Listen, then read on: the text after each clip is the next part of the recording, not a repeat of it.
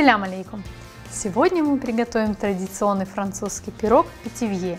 Питивье – это слоеный пирог с миндальной начинкой. Для него нам понадобится слоеное тесто, миндальная мука или дробленый миндаль, какао, кукурузный крахмал, сахар, шоколад, сливочное масло и яйца. Приготовим начинку. Для начала нам нужно смешать миндальную муку, какао и кукурузный крахмал.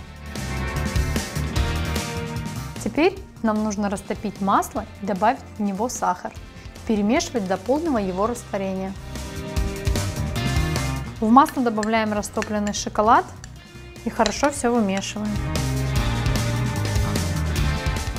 Выливаем нашу массу на сухие ингредиенты и тщательно все вымешиваем. Взбиваем яйца и добавляем к нашей массе.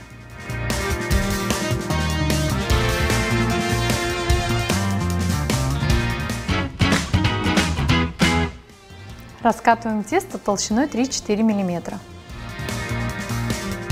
Из теста вырезаем 2 круга и переходим к формированию пирога.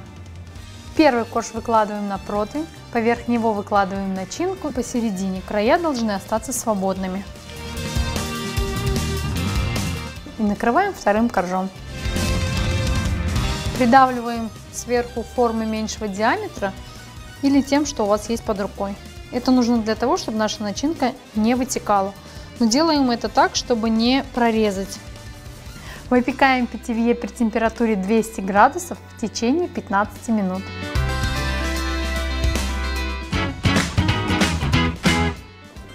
Питивье – это слоеный пирог с миндальным кремом, традиционный в долине реки Лауры и названный в честь национального округа Франции Питивье. Наш пирог готов! Аштатлоолсон. Традиционно питивье подавался на особые праздники. Тогда в начинку вкладывали фасоль или бобовое зернышко, на счастье тому, кто получит кусочек с сюрпризом.